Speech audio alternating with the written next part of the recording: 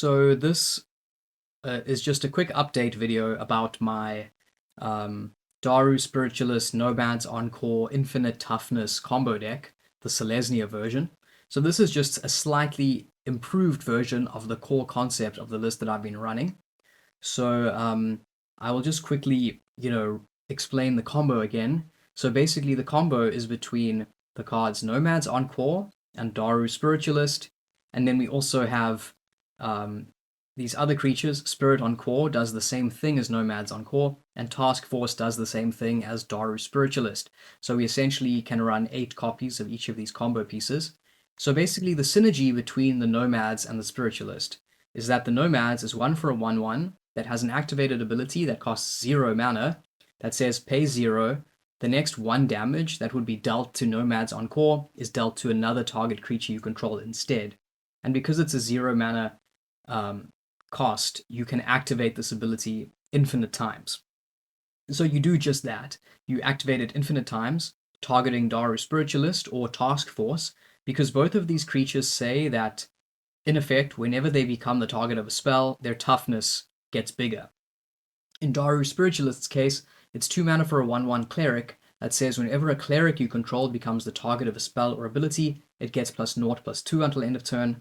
And then Task Force is 3 for a 1/3 that says whenever Task Force becomes the target of a spell or ability, it gets +0/+3 until end of turn. So we target our Spiritualist or our Task Force infinite times with the Nomads, causing its toughness to grow with each targeting. Since we have infinite targetings, the toughness grows infinitely large. And then our primary win con is to then cast this card, Sheltering Word, targeting our creature with infinite toughness. So Sheltering Word is 2 mana for an instant that says target creature you control gains hexproof until end of turn. You gain life equal to that creature's toughness. So we then gain infinite life, and essentially then just wait for our opponent to deck themselves, and then we keep ourselves alive. We prevent ourselves from decking ourselves by using just 1 copy of this card, Campfire, which is 1 white for one colorless for an artifact that says pay 1 tap, you gain 2 life, and it has pay 2 tap, exile it, shuffle your graveyard into your library. So this just keeps us going, such that we will not deck ourselves before our opponent does. They will deck themselves first. Then our alternate way of winning, since and I've incorporated some suggestions from other Pauper players who said that one weakness of this deck is that gaining infinite life only protects us from decks that want to kill us through normal damage. It doesn't protect us against Infect or Mill or any other deck that tries to win through anything other than normal damage.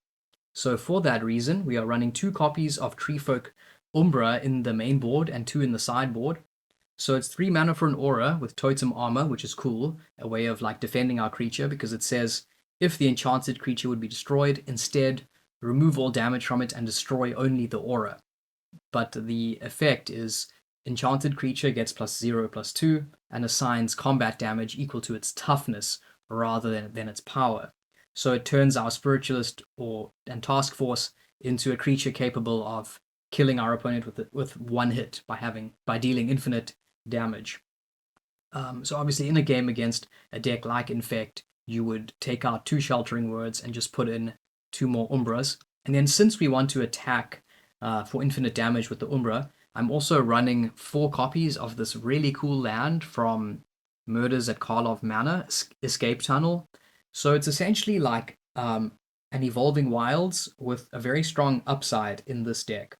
So it has tap, sacrifice it, search your library for a basic land, put it onto the battlefield tapped, then shuffle, like Evolving Wilds. But then its other ability is tap, sacrifice, Escape Tunnel, target creature with power 2 or less can't be blocked this turn. So we can make our Spiritualist or our Task Force unblockable with this land, and then swing with the Umbra for infinite damage. So that's pretty sick. Because one of the problems with this kind of deck is that you need trample, or you need some way of making your creature unblockable so that you can actually deal your infinite damage to your opponent's face. So then just quickly, the last few slots in the main board, we are running 2 copies of Avacyn's Pilgrim and 2 copies of Llanowar Elves for a bit of ramp. Then We have 3 copies of Commune with Nature, which is 1 green for a sorcery. It says, look at the top 5 cards of your library. You may reveal a creature from among them and put it into your hand, put the rest on the bottom. So this is just a way for digging through our library a little bit for our combo creatures. And then similar, we have Elven Farsight, pretty sick card from the Lord of the Rings set. It's 1 green for a sorcery that says scry 3. Then you may reveal the top card of your library. If it's a creature card, draw a card. So one advantage of this over Commune with Nature is that Commune with Nature can only find creatures, where this can find, or at least it can scry to the top of our library cards of any type, meaning that we can search for Treefolk Umbra or Sheltering Word with it, which is pretty cool. And then finally, to defend our creature once we've got the combo going, we have Benevolent Bodyguard, 1 white for a 1/1. Sack it. Target creature you control gains protection from the color of your choice until end of turn. Then in the sideboard, we're running Crimson Acolyte for red decks, Obsidian Acolyte for black decks, Standard Bearer also just as yet more removal. And then finally, 2 copies of Predator's Rapport, 3 for an instant. Choose target creature you control. You gain life equal to that creature's power plus its toughness. So this is essentially like 2 extra copies of Sheltering Word, just yet another way of gaining infinite life once we have our combo. And then against a deck that attempts to kill us through just pure damage, like Kuldotha Red, for example, we would in game 2 side out our Treefolk Umbras and bring in the Predator's Rapport. Since we don't need to kill our opponent with damage, we can just let them deck themselves. And now finally, one thing I should point out about this deck, which surprised me, but has been, one of the coolest things about it, is that I've actually been winning games without pulling off my combo, truly, without, or should I say, without finding the third combo piece.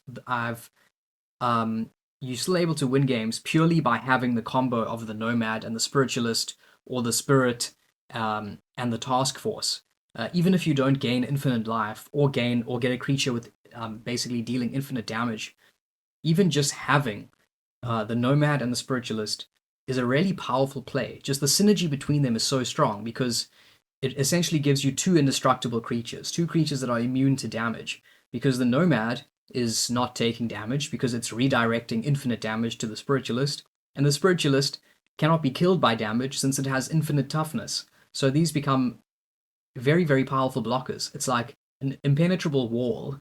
Impenetrable to damage. They can be killed by removal and exile effects, but basically they just are so resistant to damage. And that's another cool thing about the combo, is that the combo is inherently resistant to direct damage like Lightning Bolt, because the Spiritualist, its toughness gets bigger when it's targeted, and like the Task Force just purely by itself can't be killed by a Lightning Bolt or a Galvanic Blast. And then the Nomads and the Spirit also can't, it's tough to kill them because we can just redirect the damage to any other creature we have in order to keep the combo piece alive. So the deck has some surprising strengths. But anyway, so yeah, there have been games where I've basically just gotten just the Nomad and the Spiritualist. I've used them as basically impenetrable blockers, and then I just swing through with like the Spirit, which has flying, or just one of my other creatures. Just keep pinging, and eventually, you win the game. So yeah, there you have it. I like this deck a lot. I think it's actually pretty decent, despite being so like kind of silly and memey. It's actually a really cool, fun deck that is pretty consistent, and yeah, can just pull off this combo and defeat, some of the strongest decks in the format now and then. So thus far, it's performed really well for me. Perhaps I'm just getting quite lucky, or maybe my opponents just don't really know how to play against me, so they're making mistakes that work to my advantage. But basically, in testing, this deck has been winning more than it's losing. It's been doing pretty well, which makes me think I should stick with it and keep tweaking it. So if you have ideas for it, please let me know how you think I could improve it, and please, I do encourage you to take the deck out for a spin, try it, or try your own version of it, and then just come back and let me know what worked for you, what didn't, what were good matchups, what were bad, and any other ideas you have for the deck. So I will end it there. As usual, thanks for watching. If you enjoyed the video, please consider subscribing.